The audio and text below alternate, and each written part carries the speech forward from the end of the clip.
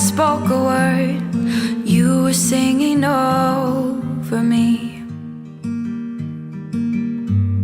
You have been so, so good to me. Before I took a breath, you breathed your life in me. You have been so, so kind to me. Oh, the overwhelming, never-ending, reckless love of God. Oh, it chases me down, fights till I'm found, leaves the 99. I couldn't earn it, and I don't deserve it. Still, you give yourself away. Oh, the overwhelming, never-ending, reckless love of God. Oh, yeah.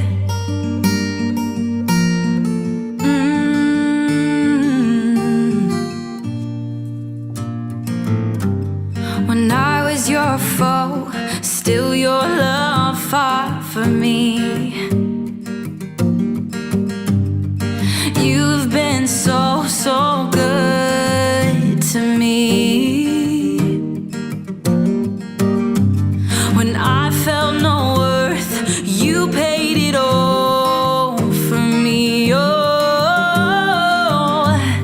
you have been so, so kind to me. Oh, the overwhelming, never-ending, reckless love of God. Oh, it chases me down, fights till I'm found, leaves the 99. I couldn't earn it, and I don't deserve it. Still, you give yourself away. Oh, the overwhelming, never-ending, reckless love of God.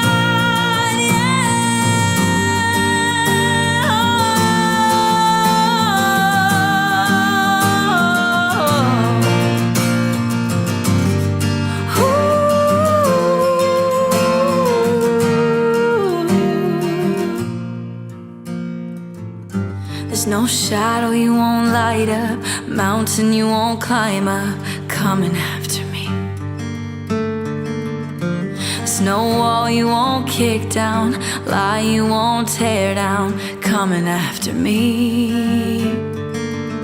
There's no shadow you won't light up, mountain you won't climb up, coming after me. There's no wall you won't kick down, lie you won't tear down, coming after me.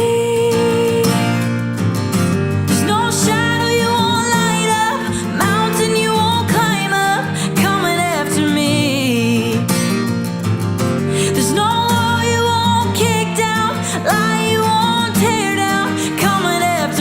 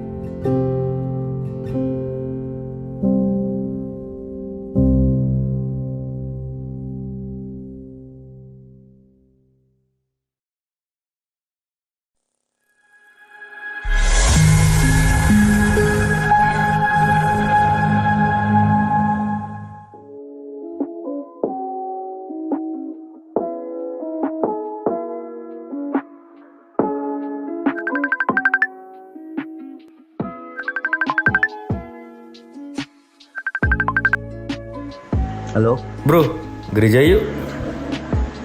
Skip dulu bro, gua baru balik kerja.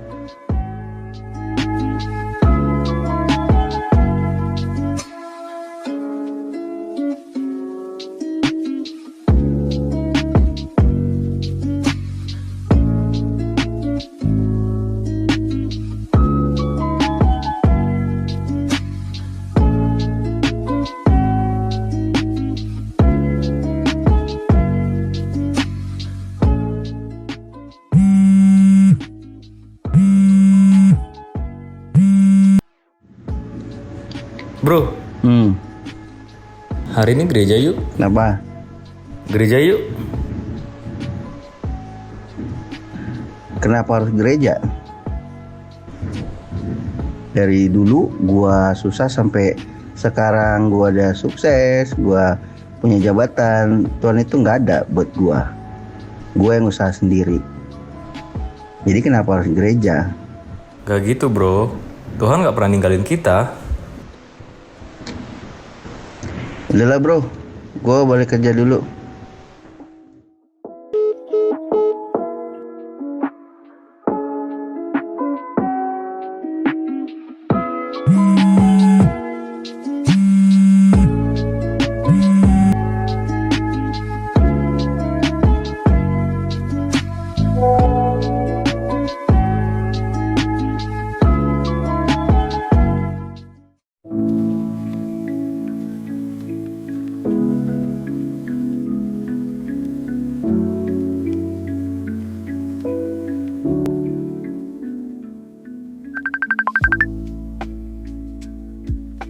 Bro, ayolah gereja kita hari ini. Kenapa lu selalu teleponin gua tiap minggu ngajakin ke gereja? Nah udah bertahun-tahun lu teleponin gua tapi selalu gua tolak. Lu gak capek apa? Bro, Tuhan aja gak capek untuk mengasihi kita dan selalu ada buat kita. Jadi gue juga gak akan pernah capek lah ajak lu buat ketemu Tuhan. Oke, jam berapa?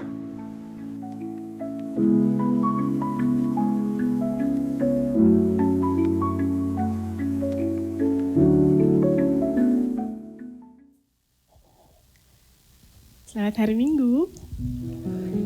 Selamat pagi semuanya. Bagaimana kabarnya hari ini?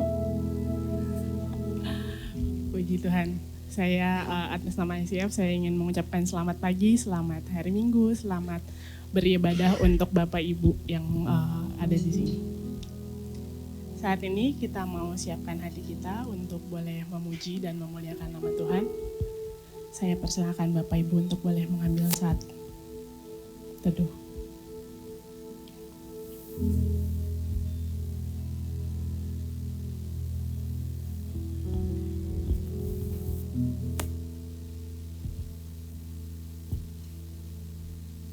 Tuhan tidak pernah meninggalkan kita. Sedetik pun Dia tak pernah meninggalkan kita. Kita mau angkat ucapan syukur kita bahwa Dia adalah Bapa yang setia.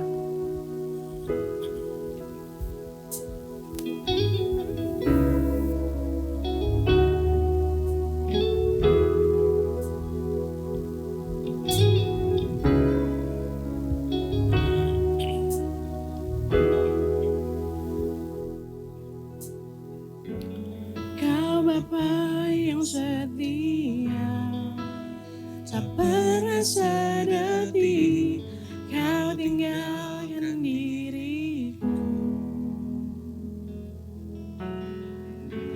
Hatiku teguh di dalam janji-Mu sampai ku melihat kuasa-Mu.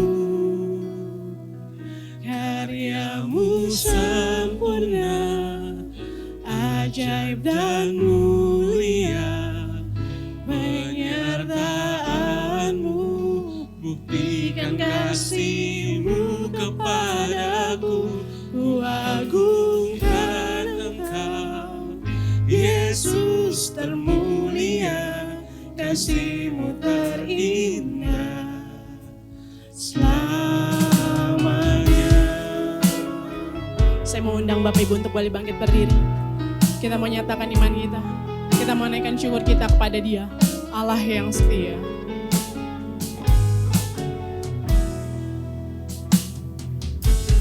Kau Bapa yang setia, tak pernah sedetik kau tinggalkan diriku.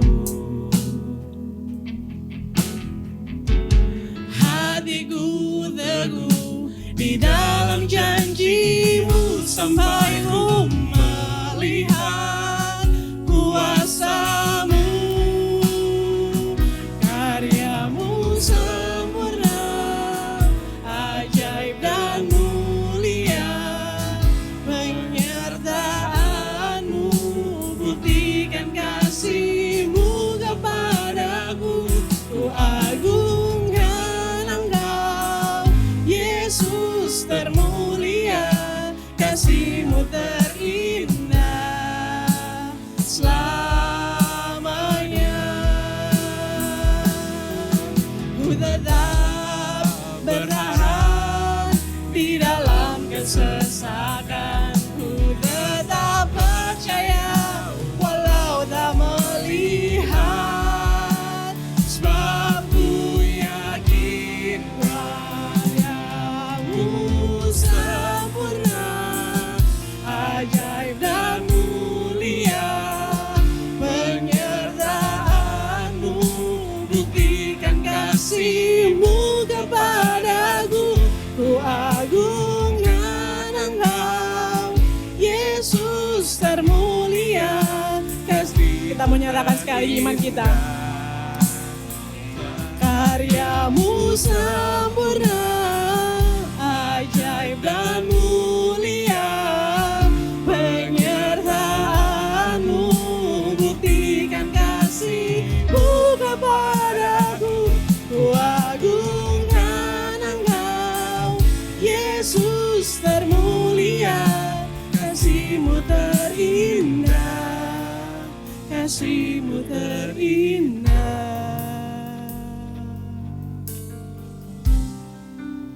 selamanya.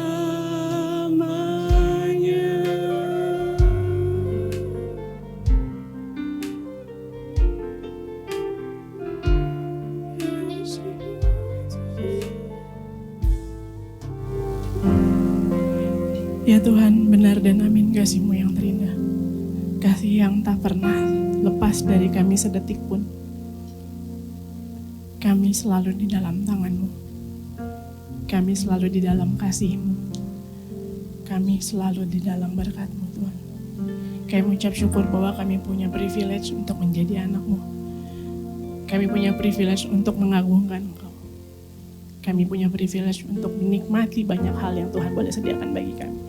Sekali lagi Tuhan, kami mengucap syukur.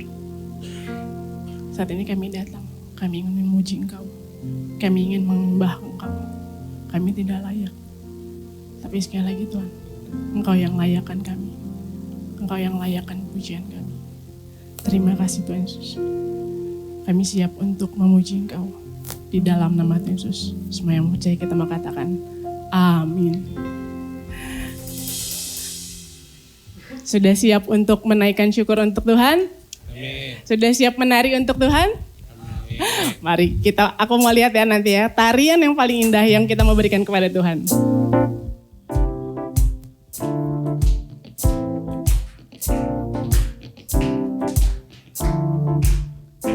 Kasih yang begitu besar, lebih kuat dari dosa.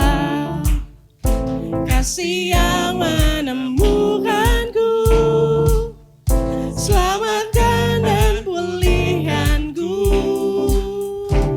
Ku naikkan syukurku, ku tak akan berhenti memuji, meninggikan nama-Mu, selalu menari, memuliakan-Mu. Dibebaskan, dibangkitkan, hidup yang Kau beri, dan kini hanya untuk-Mu.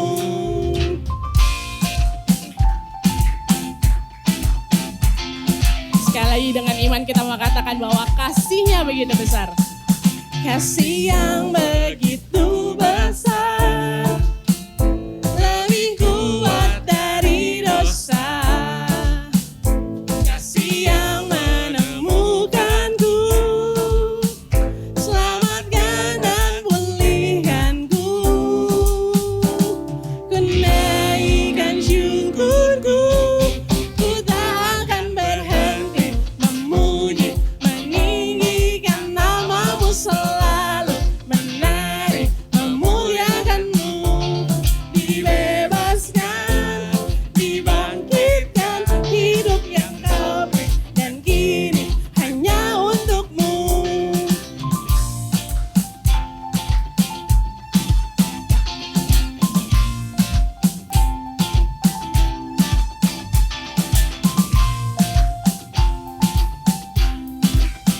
Dengan iman kita mau nyatakan apa yang Tuhan sudah berikan.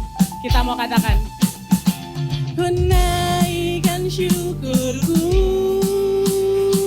ku naikkan syukurku, ku tak akan berhenti memuji, meninggikan namamu selalu, menari, memuliakanmu, dibebaskan, dibangkitkan, hidup yang kau beri, dan kini hanya untukmu, takkan berhenti meninggikan namamu, dibebaskan, dibangkitkan, hidup yang kau beri, dan kini hanya untukmu, hidup yang kau beri, dan kini hanya untukmu.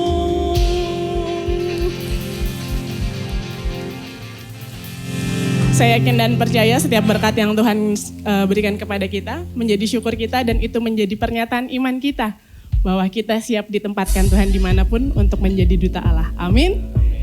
Kita mau nyatakan sekarang bahwa sekarang waktunya untuk menyatakan iman kita.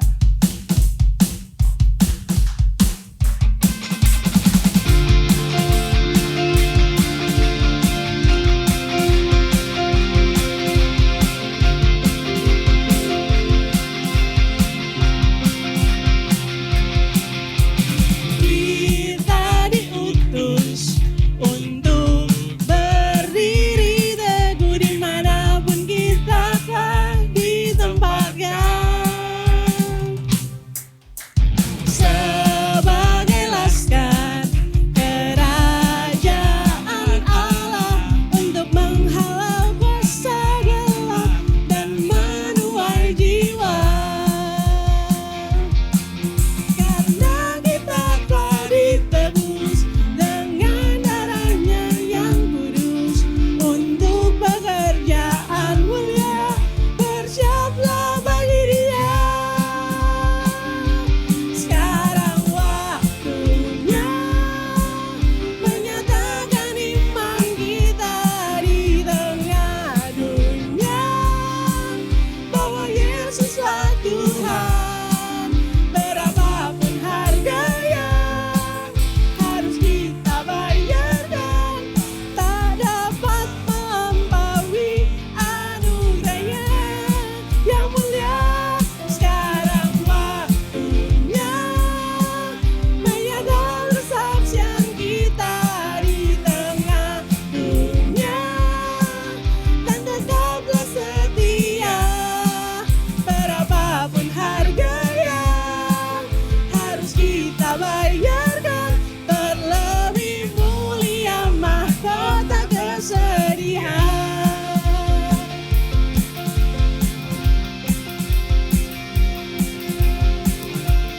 Sekali lagi kita mau yakini, dimanapun kita berada, kita diutus oleh Tuhan. Kita diutus untuk berdiri teguh dimanapun kita telah ditempatkan, sebagai laskar kerajaan Allah, untuk menghalau kuasa gelap dan menuai jiwa. Karena kita telah ditebus dengan darahnya yang kudus, untuk pekerjaan mulia bersiaplah bagi Dia. Sekarang waktunya menyatakan iman kita di tengah dunia, bahwa Yesuslah Tuhan. Berapapun harganya harus kita bayarkan, tak dapat melampaui anugerahnya yang mulia. Sekarang waktunya membawa kesaksian kita di tengah dunia, dan tetaplah setia. Berapapun harganya harus kita bayarkan, terlebih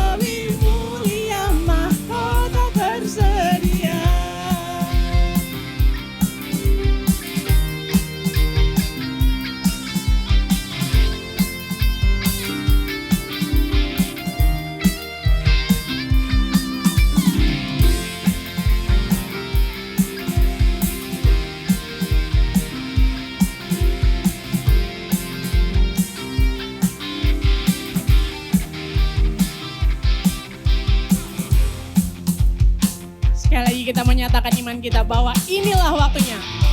Sekarang waktunya menyatakan iman kita di tengah dunia, bahwa Yesuslah Tuhan.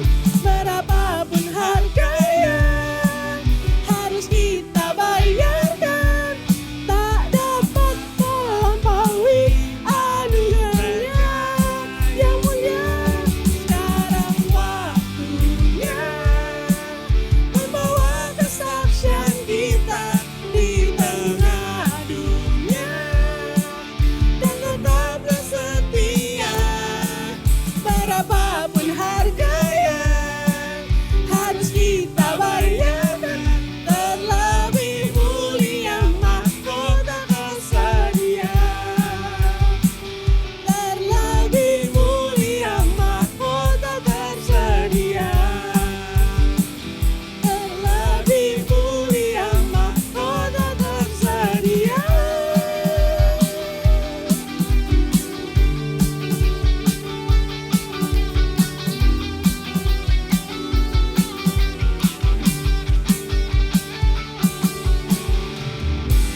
Amin. Bapak Ibu dipersilakan untuk duduk. Dalam persiapan saya untuk pelayanan hari ini, jadi suami saya bilang, kamu harus kesaksian loh bagaimana Tuhan baik sama kamu. Saya bilang, iya nanti saya kesaksian ya. Dia bilang, kalau menurut Feng Shui-nya orang Indonesia, kejadian yang saya alami bulan lalu, itu tanggal 13 bulan 9 hari Jumat. Itu ganjil. Udah pasti sial lah kalau kata orang Indonesia. Apa yang boleh teman-teman yang mungkin udah sebagian mendengarkan, saya ulangi lagi cerita ini ya. Sore hari di depan kondo, hanya 100 meter aja saya kecopetan. Dalam tas saya itu cuma 2, dompet dan handphone. Begitu saya ngerasa ada yang tarik, dan saya cek tas saya, dompet saya hilang. Kebiasaannya orang Indonesia masih ada kata untung. Di detik itu saya bilang, untung bukan handphone saya ya. Kalau orang Indonesia udah sial pun masih ada untungnya. Di situ ada reinforce, karena itu kan jam macet ya Jumat. Tapi saya tidak memilih untuk teriak, saya cuma ingat suami saya lari. Saya telepon suami saya, dia nggak angkat. Saya lari, begitu saya sampai di rumah saya nangis-nangis. Yosua Nesya udah teriak-teriak, kenapa mami? Saya cuma bilang, sorry, dompet saya hilang, saya bilang gitu suami saya. Dan saya bilang telepon bank, karena kita harus blok kartu kreditnya. 2 kartu kredit yang saya bawa, 1 bisa di lock dari M-Banking, 1 lagi nggak bisa. Kami coba hubungi security bank, itu nggak ada yang angkat. Kejadian 6.30, jam 7 dia bilang, aku harus latihan karena itu hari Jumat. Di situ saya bilang, ayo nggak apa-apa berangkat aja, saya bilang. Karena saya telepon security itu udah 30 menit, nggak ada yang angkat, saya cuma bilang sama kakak saya, Kak, kita ke bank. Saya pikir satpam pasti punya internal communication internalnya, mungkin dia bisa hubungin sistemnya untuk bisa blok kartu saya pikir. Security bank itu ada di Ayala Ave. Dari kondo kami harusnya itu ke kanan, tapi kejadian itu TKP ada di sebelah kiri. Saya bilang Kakak Indah, Kak kita ke TKP dulu ya. Siapa tahu dia buang di TKP, saya bilang. Singkat cerita kami ke TKP nggak ada, saya bilang Kak kita lewat bawah sini ya, buat ke Ayala Ave. Jalan itu nggak pernah kami lewatin. Mungkin kami lewatin 3-4 tahun yang lalu. Jalan yang nggak pernah kami lewatin 1 kali pun. Tapi Tuhan tuntun. Ketika saya jalan, kakak saya bilang, itu kartu. Kakak saya harusnya kerja setiap sore dan malam, dia shiftnya siang. Tapi saat itu dia libur, dan dia yang temukan kartu itu. Bapak Ibu tahu, semua kartu saya ada. Pencuri itu buang di pinggir jalan, dan tidak ada 1 kartu pun yang diambil. Itu kejadian cuma 1 jam. Saya hubungin waktu sebelum saya keluar, saya hubungin abang adik saya dan teman saya bilang, saya besok nggak bisa kerja, saya nggak fokus. Saya udah ngeliat handphone lagi, ketika saya pulang saya cuma terima kabar teman saya bilang oke, aman, nanti gue yang kerja. Dan pertanyaannya Abram adalah, emang tas lu kayak gimana, Nek? Jawaban itu saya cuma jawab dengan foto kartu. Tuhan Yesus baik, saya bilang. Kalau abang dan adik saya cuma kasih love doang, nggak ada komen.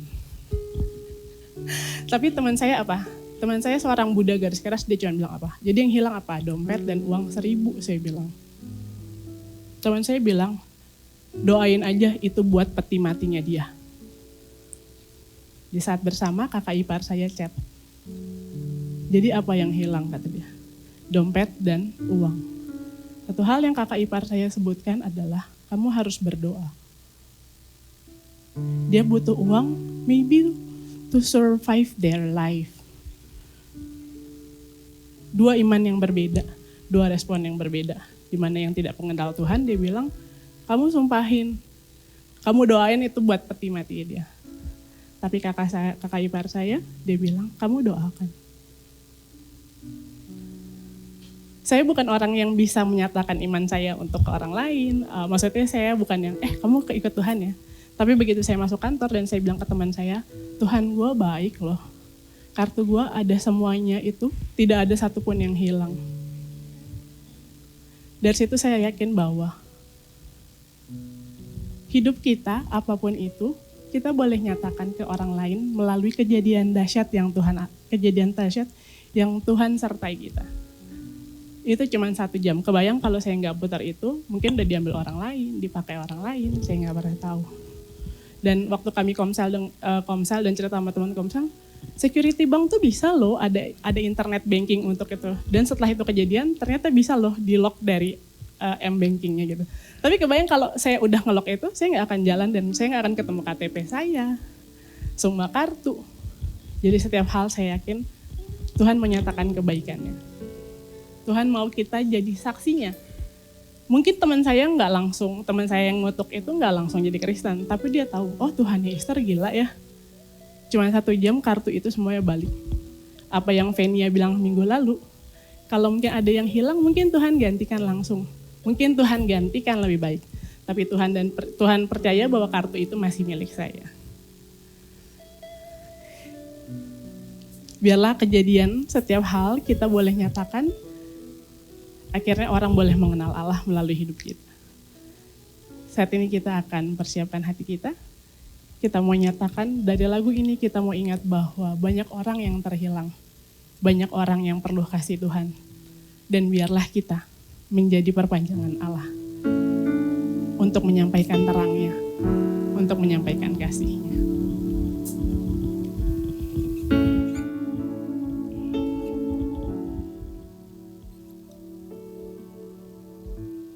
Tiap hari ku temukan mereka yang terhilang, hidup yang tak menentu,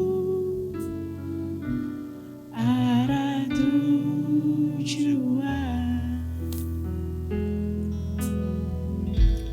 Dalam nyawa mereka tersimpan duka, namun Tuhan mendengar tangis mereka.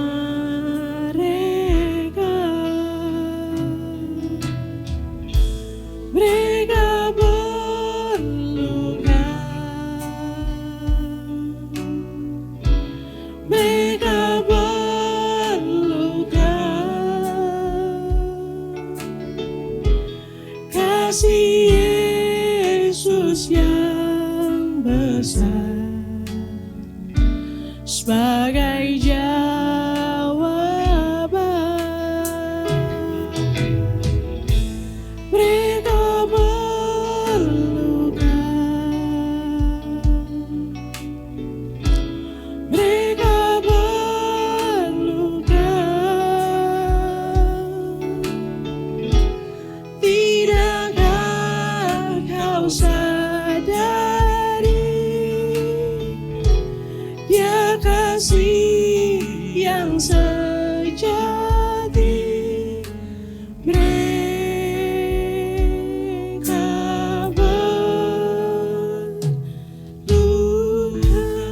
saya mau undang Bapak Ibu untuk boleh bangkit berdiri. Kita mau yakini apa yang Tuhan boleh nyatakan kepada kita. Tuhan memanggil kita untuk menjadi terangnya. Tiada lebih berharga dari yang terhilang.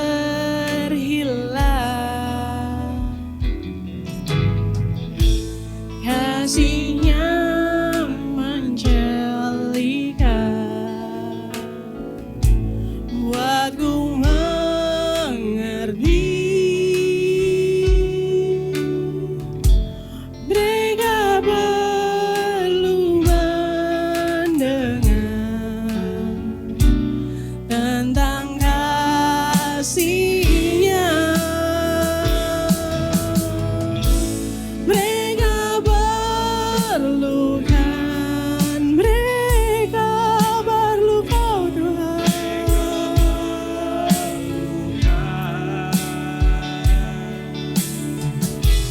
Kasih Yesus yang besar sebagai jawaban.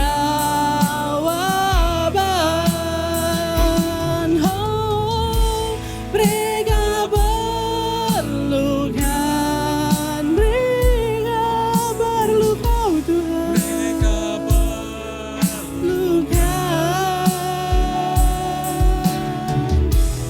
Tidakkah kau sadari, Dia kasih yang sejati. Mereka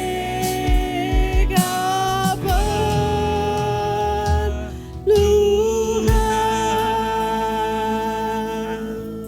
Sekali lagi dengan iman kita mau katakan,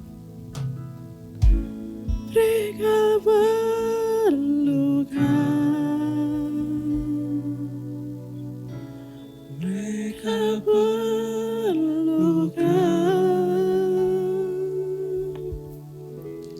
kasih Yesus yang besar sebagai jawaban. Mereka perlukan, mereka perlukan,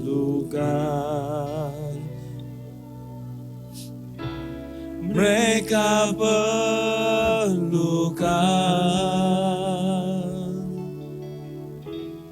Tidakkah kau sadari, Dia kasih yang sejati. Mereka perlukan.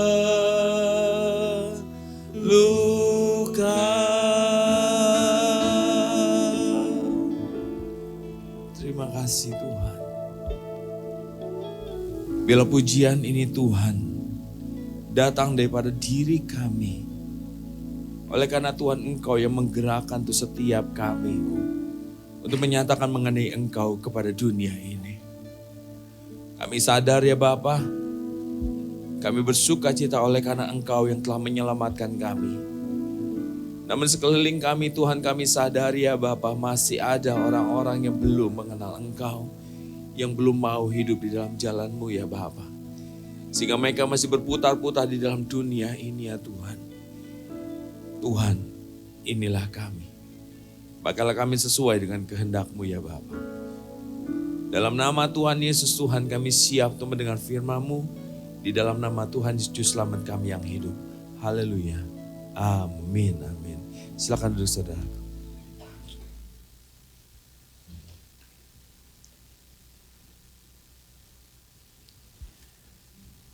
Pada saat ini kita sama-sama akan di dalam bulan ini terkhusus kita akan bicara tentang bagaimana hatinya Tuhan terhadap setiap jiwa-jiwa yang ada di sana, di luar sana. Saudara, kita sadar bahwa kita dulunya adalah orang-orang yang tersesat. Kita sadar kita adalah dulunya, adalah juga yang harusnya layaknya adalah menerima hukuman maut. Tapi oleh karena kematian Tuhan di atas kayu salib telah membawa setiap kita semuanya untuk ada hidup di dalam segala kasih karunia, anugerah yang Tuhan sediakan buat setiap kita. Kalau pujian tadi adalah pujian yang jujur menggugah saya ketika saya sampai menginjakan kaki di kota Poipet di 2 minggu yang lalu. Betapa kasih Tuhan itu hadir di kota itu, bukan berarti Tuhan tidak hadir di kota-kota yang lain. Tapi banyak jiwa-jiwa di sana yang perlu dijangkau untuk dibawa kembali kepada Tuhan. Nah saudara, pada saat ini tema kita itu adalah The Lost Soul. Dan kita akan buka sama-sama, mari kita membuka di dalam Alkitab kita di dalam Lukas pasal yang ke-15. Ayat yang pertama sampai dengan ayat yang ke-7. Lukas pasal yang ke-15, ayat yang pertama sampai dengan ayat yang ke-7. Mari kita buka Alkitab kita bersama-sama. Mari kita membaca itu, Lukas pasal yang ke-15 ayat yang pertama sampai dengan ayat yang ke-7. Saya akan membacanya ayatnya yang ganjil. Bapak Ibu sudah semuanya membaca di dalam ayatnya yang genap. Ya. Para pemungut cukai dan orang-orang berdosa biasanya datang kepada Yesus untuk mendengarkan Dia.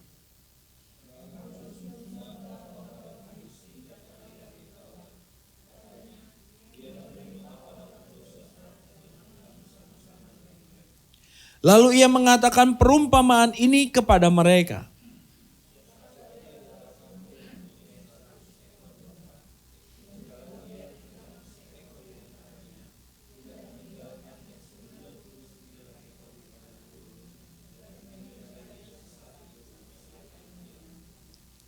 Dan kalau ia telah menemukannya, ia meletakkannya di atas bahunya dengan gembira.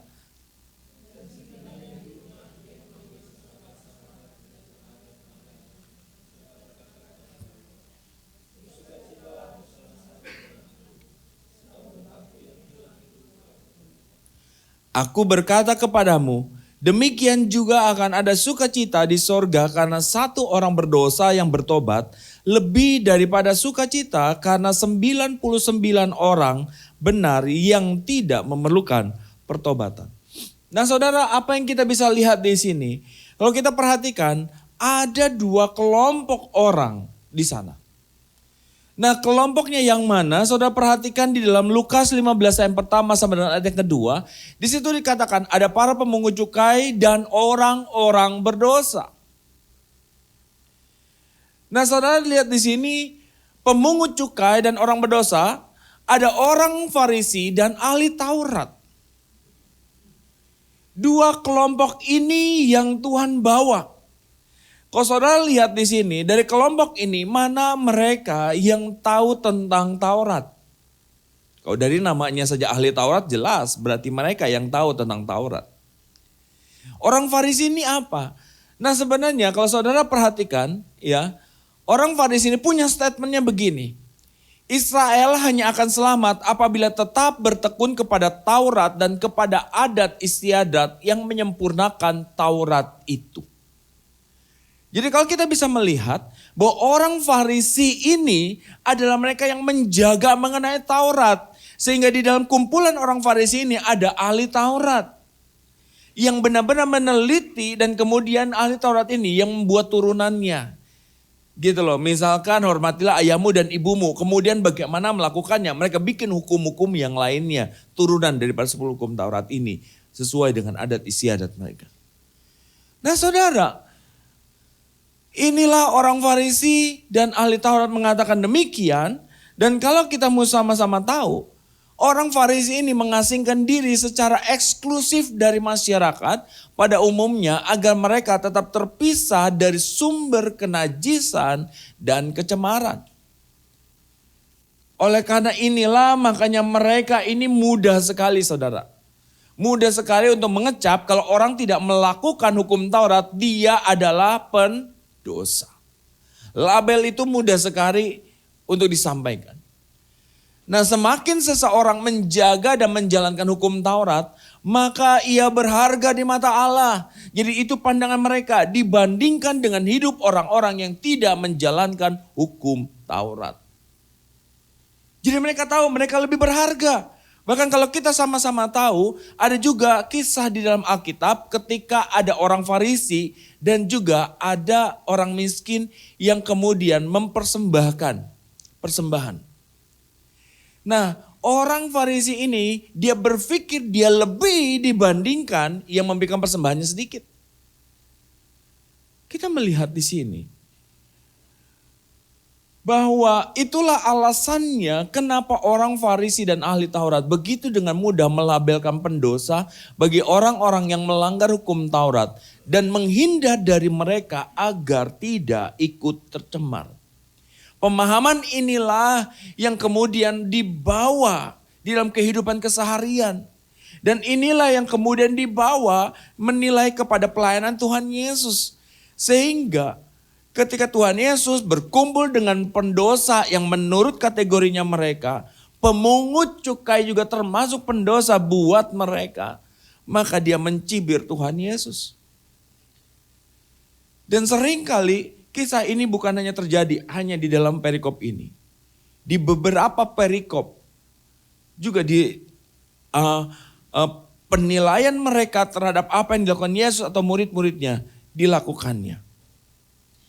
Inilah saudara yang terjadi apa? Dia melihat nilai diri yang lebih tinggi dibandingkan mereka yang berdosa. Mereka tahu bahwa Tuhan Yesus Yesus sering mengatakan mengenai kerajaan sorga, berita kerajaan sorga. Tapi kenapa Yesus tidak melakukan hukum Taurat? Itu yang seringkali menjadi sebuah pertanyaan bagi orang-orang Farisi kepada Tuhan Yesus. Nah saudara, kita mau lihat sama-sama di sini. Apakah demikian juga cara pandang Tuhan? Apakah memang itu cara pandang yang sebenarnya harusnya sama seperti orang Farisi? Ataukah tidak? Ataukah mungkin bisa jadi enggak ya? Kalau sebenarnya Tuhan Yesus memiliki sebuah sikap, itu tidak sama seperti yang Allah Bapa kehendaki. Yang harusnya Allah Bapa kehendaki itu adalah Tuhan Yesus. Engkau berperilaku harusnya sama seperti orang-orang Farisi ini. Tapi saudara, mari kita mau sama-sama lihat. Kenapa perumpamaan ini muncul?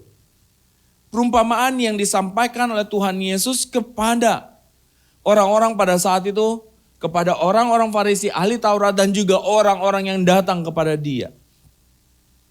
Di sana dikatakan, lalu ia mengatakan perumpamaan ini kepada mereka, siapakah di antara kamu yang mempunyai? Kenapa? Karena bisa saja namanya juga punya 100 domba, hilang satu ya sudahlah, kan punya kekayaan 99. Benar enggak? Kenapa rasa-rasanya punya 100 domba, satu domba hilang, yang 99 diabaikan? Ada orang yang berpikir demikian, kok bisa mengabaikan yang 99?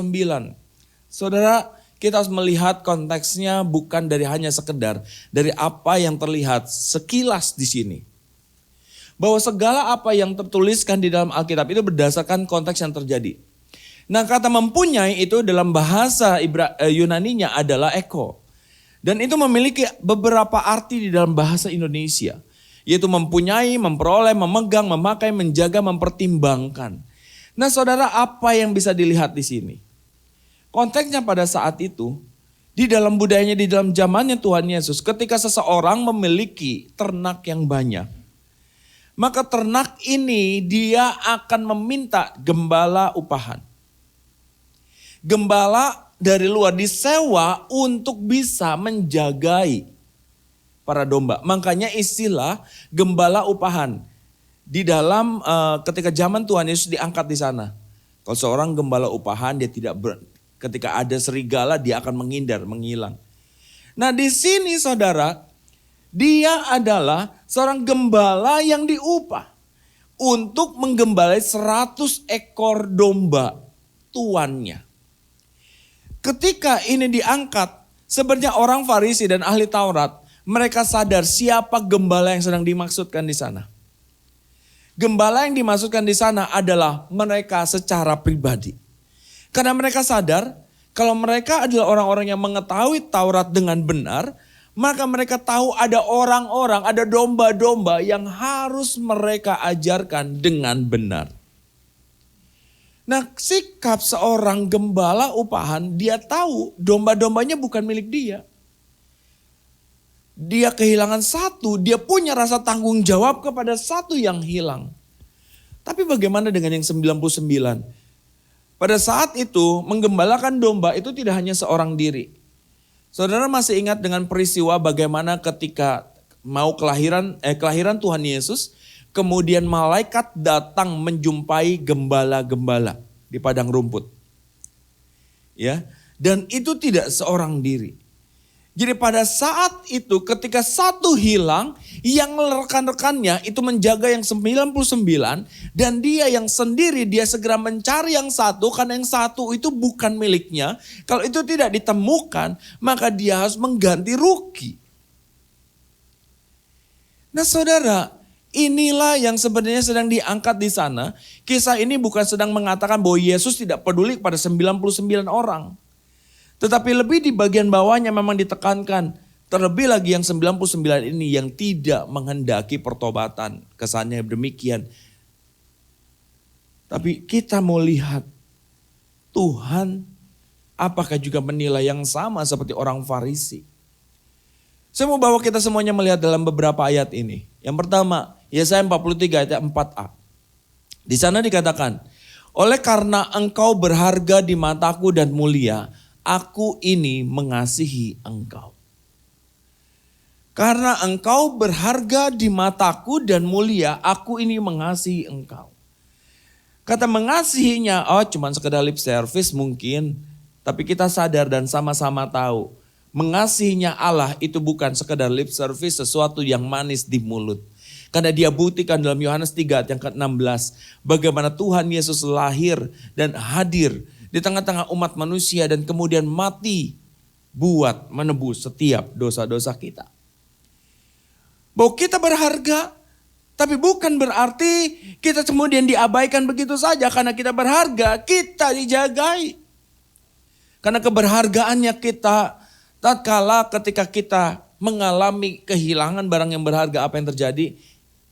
Terima kasih buat Esther tadi sudah memberikan sebuah kesaksian. Sesuatu yang berharga di dirinya hilang dan cara Tuhan menemukannya kembali.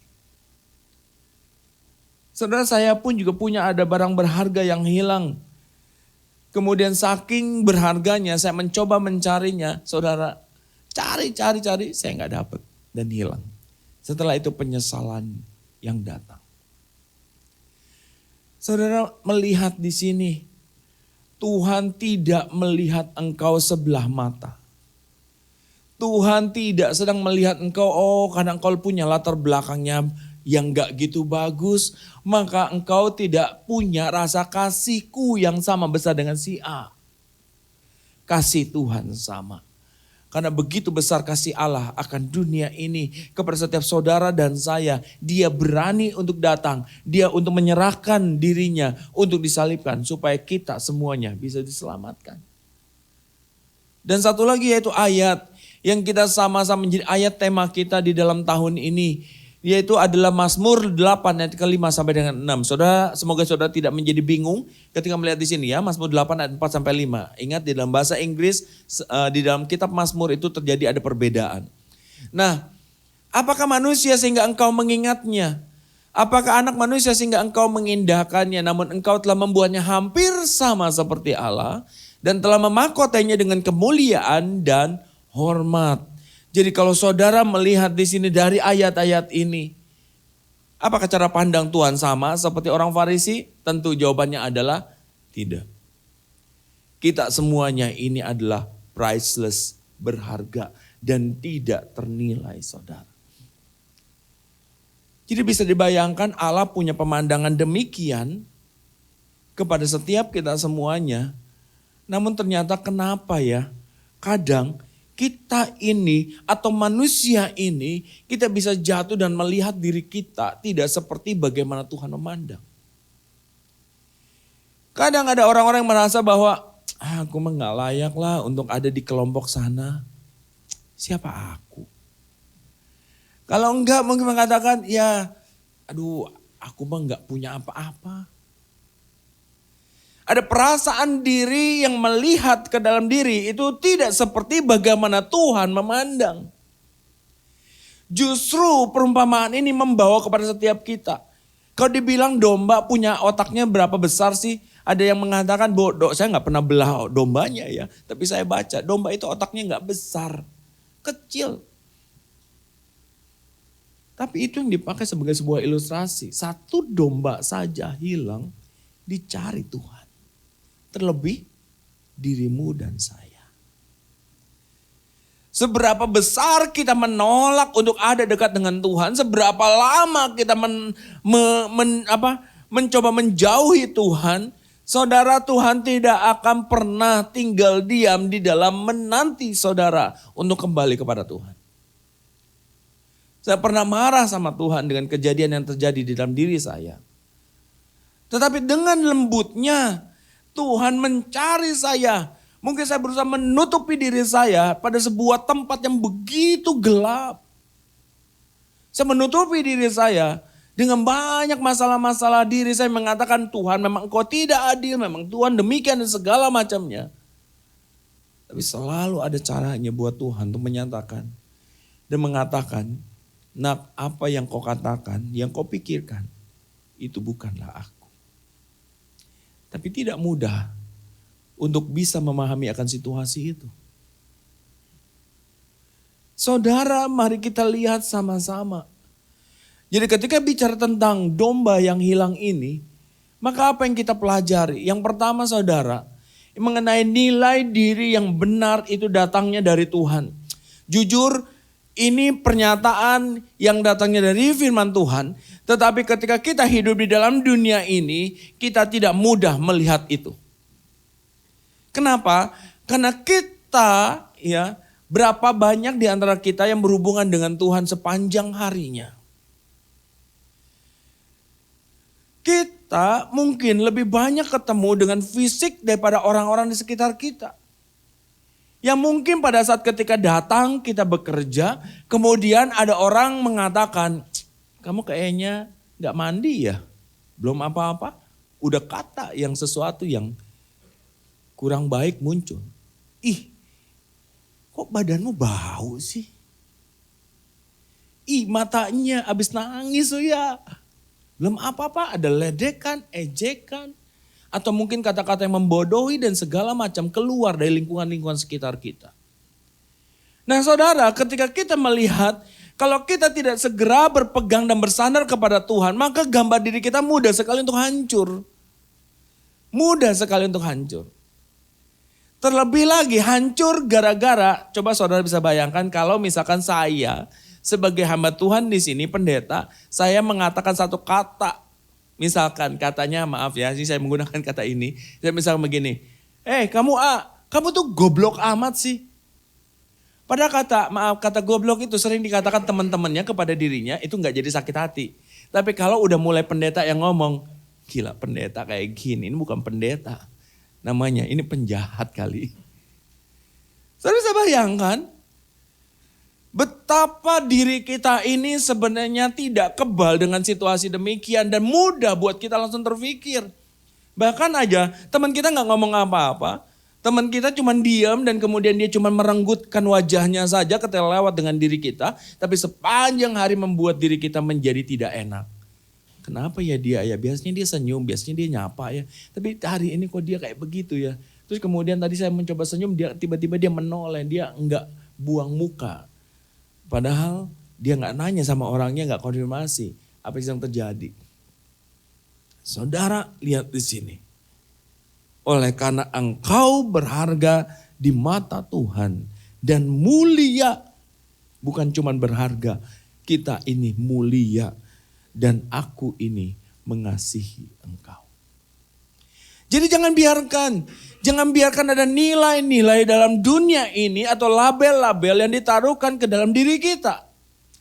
Kalau itu yang ditaruhkan, kalau banyak orang menaruhkan ya, banyak orang dan bukan dalam satu kelompok yang sama ya, itu pakailah sebagai sebuah bahan introspeksi diri. Jangan-jangan memang kita begitu.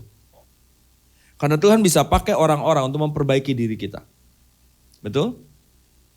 Kayak misalkan contoh, kalau orang-orang ICF ada satu orang lah ngomong begini, ih kamu ini, janganlah saya gak enak juga mau ngomong. Saya mau ngomong sesuatu tapi gak enak. Anggaplah ya gitu kan, ini memang gak setiap hari sih kadang gitu kan, tapi kelompok ini misalkan ada satu ngomong, kamu tahu gak, kamu tuh salah pasang kancing gitu. Enggak, ini udah bagus ini style gitu kan. Tapi dia gak nyadar bahwa ternyata betul dia kancing atas betul nempel di kancing atas gitu kan dengan lubang atas. Kancing kedua dia nempel di lubang ketiga. Nah selanjutnya kan jadi ada tengah-tengah lubangnya. Terus bilang enggak ini style, dia bilang ini. Dia gak perhatian, kemudian dia keluar dari gereja, dia ketemu dengan temannya di luar dan bilang begini. Lu tuh sadar gak sih kancing lu itu tuh salah. Lu mah bisa aja. Terus dia ketemu lagi di tempat yang lain dengan kelompok yang lain mengatakan juga hal yang sama. Hey, jangan tutup telinga, tutup mata. Artinya memang ada sesuatu yang harus kita perbaiki. Bukan soal labelnya saat itu. Ya. Jadi mari kita lihat sama-sama di sini. Bahwa nilai diri kita ini yang benar itu datangnya daripada Tuhan. Kalau Tuhan aja membuat sebuah ilustrasi, kalau ada 99 domba yang ada yang dalam sebuah kumpulan, dia lari mencari satu.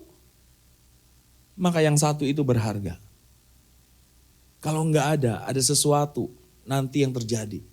Kalau para domba upahan dia sadar, kalau satu enggak ada, diterkam atau hilang atau kemana, dia harus ganti rugi saudara.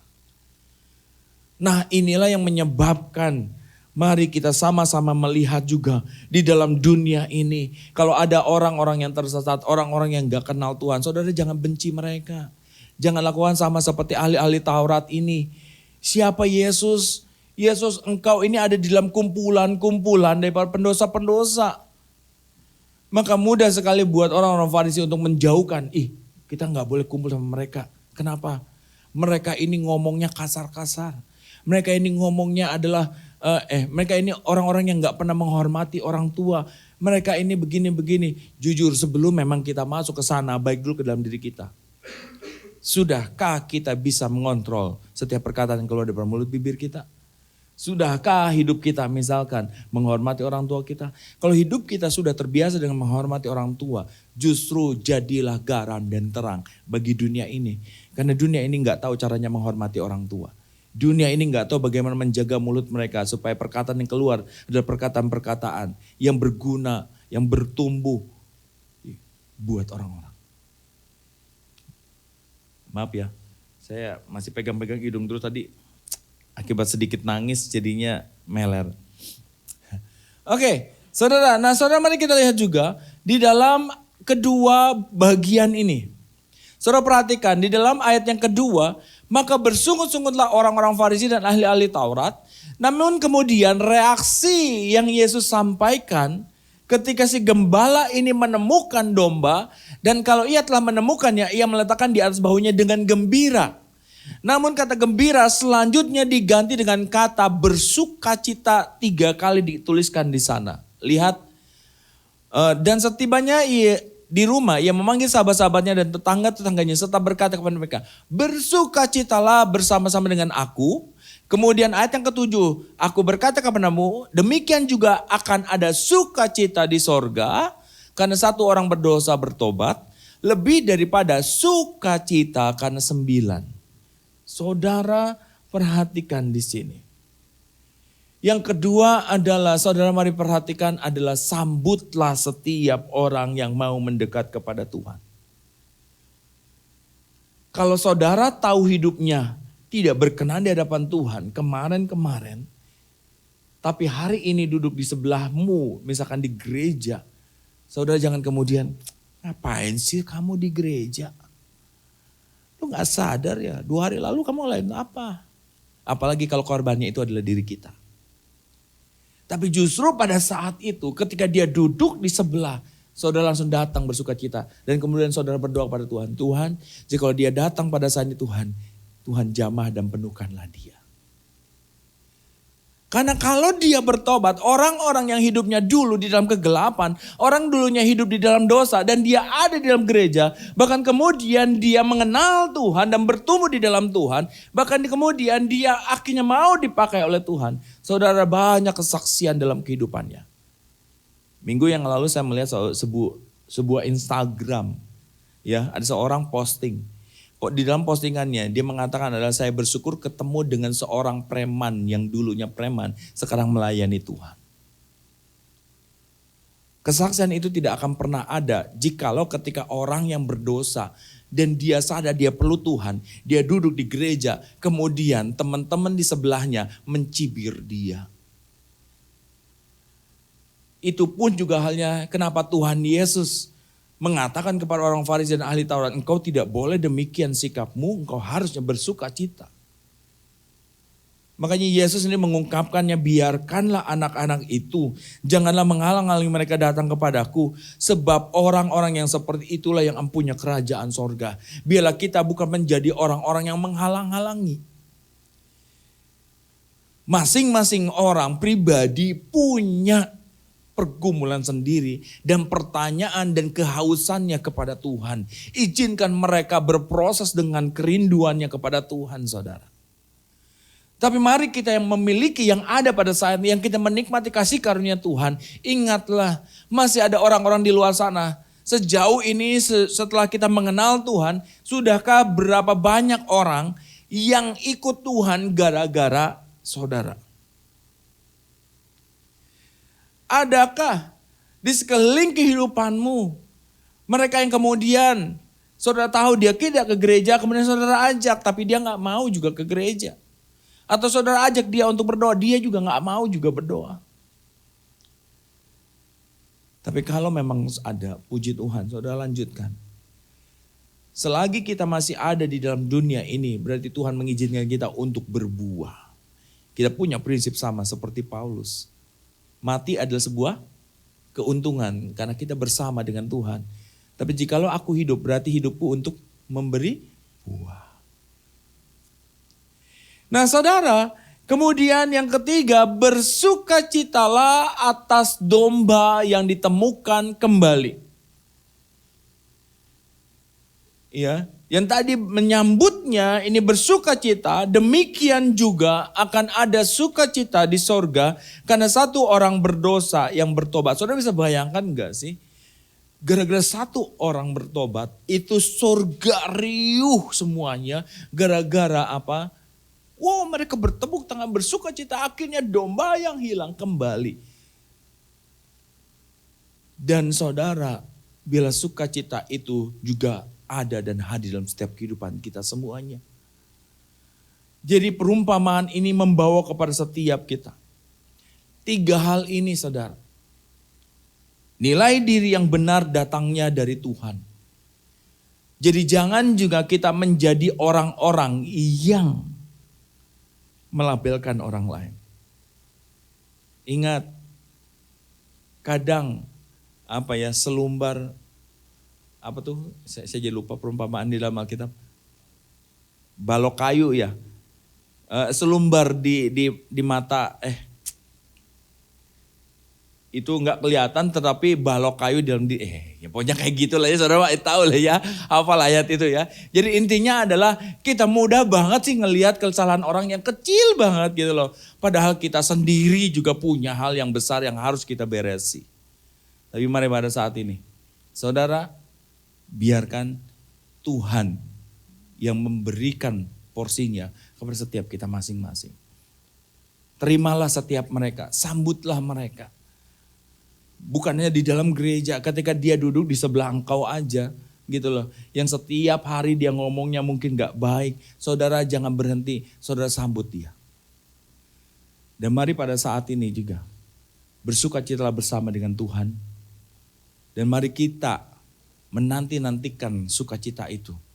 teruslah tanpa letih, tanpa saudara kemudian merasa sudah aku stop deh, aku nggak mau lagi dia berjuang untuk menyelamatkan orang ini. Karena orang ini nggak mau cari-cari Tuhan. Dia seperti tadi yang bumper tadi, dia tahu semuanya karena aku sendiri. Tapi saudara jangan berhenti. Bawa di dalam doa. Mari biarlah perumpamaan ini membawa kepada setiap kita semuanya semakin melihat dan menyadari bahwa Tuhan begitu mengasihi, Tuhan begitu menyayangi setiap kita semuanya, dan kita semuanya ini berharga di mata Tuhan. Bukan hanya sekedar kita yang sudah mengenal Tuhan, tapi mereka-mereka yang jauh daripada Tuhan saat ini, Tuhan sayang mereka. Puji nama Tuhan. Mari saudara, pada saat ini kita akan sama-sama mempersiapkan diri kita. Kita akan mengambil bagian juga di dalam perjamuan kudus. Saudara, roti dan anggur ini menjadi perlambangan buat setiap kita. Tanda bagaimana Yesus yang telah mati di atas kayu salib. Roti dan anggur, roti memperlambangkan tubuhnya yang dibagi-bagikan buat setiap kita. Dan anggur itu melambangkan darahnya yang dicurahkan untuk menebus setiap kita semuanya. Dan ketika kita menikmati roti dan anggur ini, maka kita tidak sedang sendirian di dalam mengimani iman kita. Kita ada minimal dalam satu ruangan ini bersama dengan orang-orang yang percaya kepada Tuhan. Dan bukan cuma hanya kita yang menikmati perjamuan, tapi juga ada banyak di seluruh dunia pun juga mereka menikmati juga perjamuan kudus. Jadi biarlah perjamuan kudus ini mempersatukan setiap kita semuanya.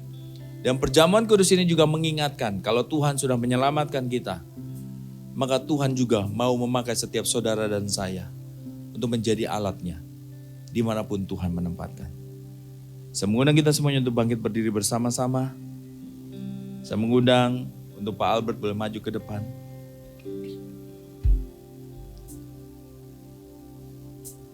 Mari kita mengangkat pujian suci Allah Bapa sambil kita mempersiapkan diri kita.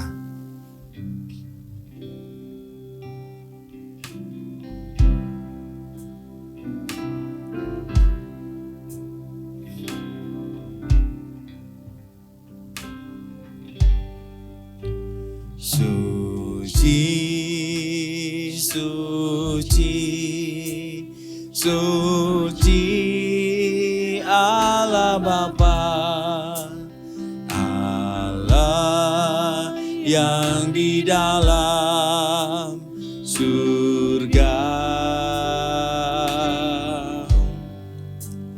Langit bumi tunjuk kuasanya, ku pandang saja padamu. Suci, suci, suci. Suci, suci, suci. Sucilah Engkau ya Bapa. Suci, suci, suci. Mari sucikan hatiku. Mari kita mengangkat pujian ini. Mari dengan segenap hati kita dan mari kita mempersiapkan diri kita.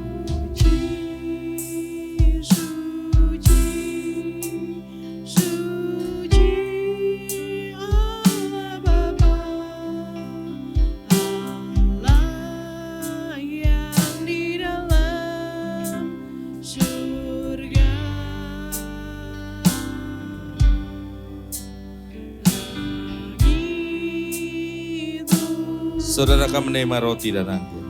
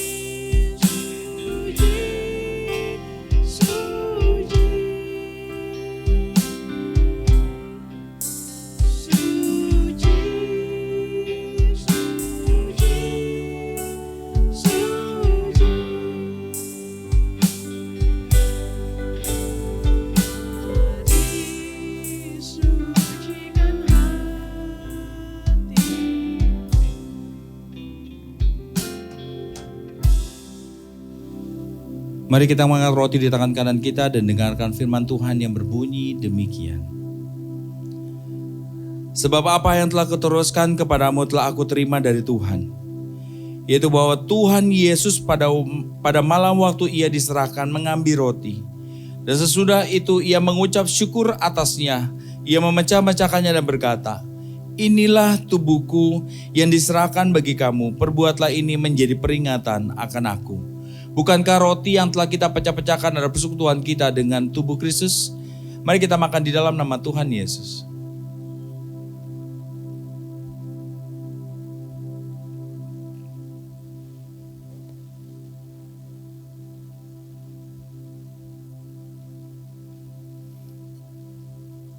Mari kita mengangkat cawan di tangan kanan kita. Demikian juga ia mengambil cawan sesudah makan lalu berkata, cawan ini adalah perjanjian baru yang dimeteraikan oleh darahku. Perbuatlah ini setiap kali kamu meminumnya menjadi peringatan akan aku. Bukankah cawan pengucapan syukur yang atasnya kita telah ucapkan syukur adalah persekutuan kita dengan darah Kristus?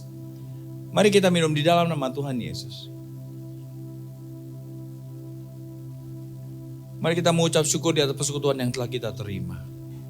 Saya mengundang dengan kasih untuk Esther akan memimpin kita. Tuhan, terima kasih untuk kasih setiamu. Terima kasih bahwa kami seperti seekor domba, Tuhan. Walaupun kami terhilang, tapi Engkau mencari kami. Sekali lagi terima kasih Tuhan untuk tubuh yang boleh berkorban, untuk darah-Mu. Terima kasih Engkau boleh melayakkan kami Tuhan, untuk kami boleh menikmati perjamuan dengan Engkau. Sekali kami mengucap syukur untuk setiap kasih-Mu, kami mengucap syukur untuk pengorbanan-Mu, kami mengucap syukur untuk setiap hal yang boleh Engkau kerjakan dalam kami. Dan biarlah itu boleh kami kerjakan kembali Tuhan, di dalam kehidupan ini. Terima kasih Tuhan, di dalam nama Tuhan Yesus kami mengucap syukur. Terima kasih Bapa, kami bersama berdoa dan menyerahkan setiap hidup kami Tuhan ke dalam tangan kasih kuasa-Mu. Terus pakailah setiap kami dengan segala keberadaan Tuhan yang telah Engkau tetapkan, bahkan dalam setiap karunia-karunia yang telah Engkau berikan ya Bapa. Buat setiap rekan-rekan kami, buat setiap saudara-saudara kami ya Tuhan yang bekerja di dalam pekerjaan mereka ya Tuhan, dalam jabatan apapun, Tuhan pakai mereka. Apapun yang dikerjakan oleh tangan mereka dibuat, Engkau berhasil. Perkataan-perkataan yang keluar dari mulut bibir mereka ada perkataan yang membangun ya Tuhan. Yang membawa setiap orang-orang Tuhan bahkan untuk semakin mengenal juga akan Engkau ya Bapa. Tingkah laku mereka Tuhan menjadi garam dan terang Tuhan bagi dunia ini. Sehingga Tuhan nama-Mu senantiasa dipermuliakan lewat kehidupan mereka. Buat setiap Tuhan saudara-saudari kami Tuhan yang belajar. Hikmat-Mu Tuhan terus menyertai setiap mereka, menuntun mereka ya Tuhan. Untuk bisa memahami setiap pembelajaran demi pembelajaran Tuhan yang akan mempersiapkan, membentuk mereka Tuhan. Untuk mereka masuk Tuhan di dalam ladang-ladang yang telah Kau siapkan ya Bapa. Berdoa buat keluarga demi keluarga. Tuhan tali kasih-Mu Tuhan senantiasa ada mengikat. Untuk suami dan istri, orang tua dan anak, anak-anak dan anak-anak. Kami percaya bahwa kecukupan-Mu Tuhan senantiasa ada di dalam sepanjang kehidupan kami. Karena lumbung-lumbung kami tidak pernah Kau biarkan kosong. Ketika kami Tuhan merasakan letih, lesu Tuhan atau bahkan lemah secara fisik. Tuhan kekuatan daripada Engkau, pemulihan Tuhan, penyembuhan daripada Engkau Tuhan hadir. Buat setiap kami semuanya di dalam nama Tuhan Yesus ya Bapa. Engkau Tuhan akan terus menyertai di dalam setiap keputusan-keputusan yang harus diambil keluarga demi keluarga ya Bapa. Engkau mau sertai Tuhan. Bahkan di dalam momen-momen Tuhan beberapa rekan-rekan kami keluarga demi keluarga yang ada pada saat ini. Dalam sebuah kondisi yang tidak mudah ya Tuhan. Tuhan jagai mereka Tuhan dalam mengambil segala keputusan. Supaya Tuhan ketika keputusan ini Tuhan dibawa itu membawa mereka semakin dekat dan semakin Tuhan terus dipakai oleh Engkau ya Bapa. Inilah kami, inilah anak-anak-Mu Tuhan. Dan kami musrahkan semuanya hanya ke dalam tangan kasih kuasa-Mu saja ya Bapa. Mari saudaraku angkatlah kedua belah tanganmu. Tuhan memberkati engkau dan melindungi engkau. Tuhan menyinari engkau dengan wajahnya dan memberi engkau kasih karunia. Tuhan menghadapkan wajahnya kepadamu dan memberi engkau damai sejahtera. Oleh karena itu, pulanglah. Terimalah berkat daripada Allah Bapa, kasih karunia daripada Tuhan Yesus Kristus, serta persekutuan dengan Roh Kudus mulai saat ini sampai Maranatha Tuhan datang kembali untuk menjemput setiap kita semuanya. Terpuji-pujilah nama Tuhan untuk selama-lamanya. Bapa terima kasih. Bapa, terima kasih. Bapa, terima kasih. Bapa di dalam surga, ku berterima kasih.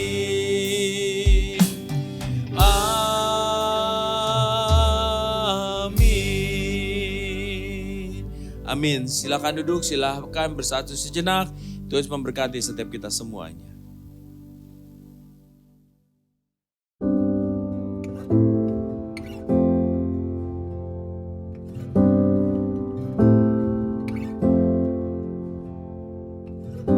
I have this thirst, only you can satisfy.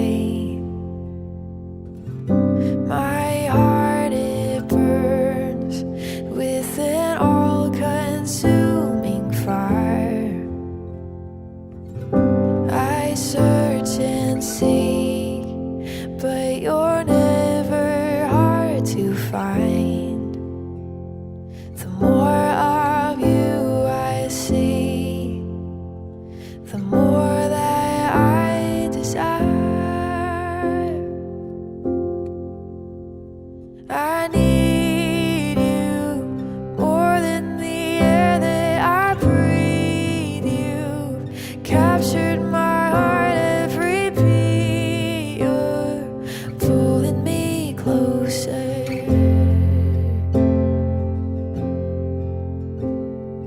There is no one else.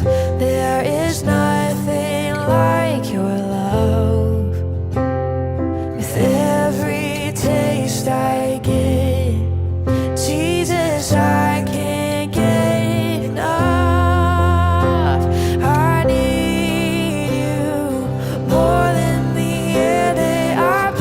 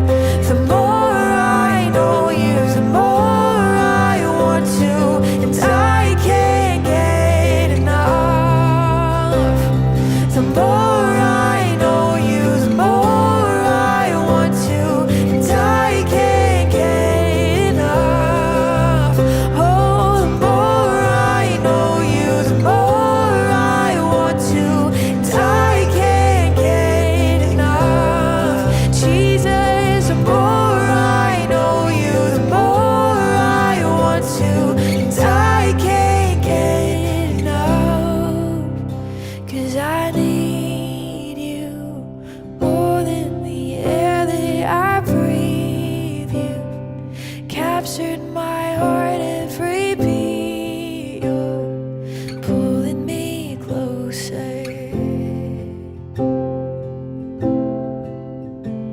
I need you, all that I am at your feet, to pour out my love and to breathe.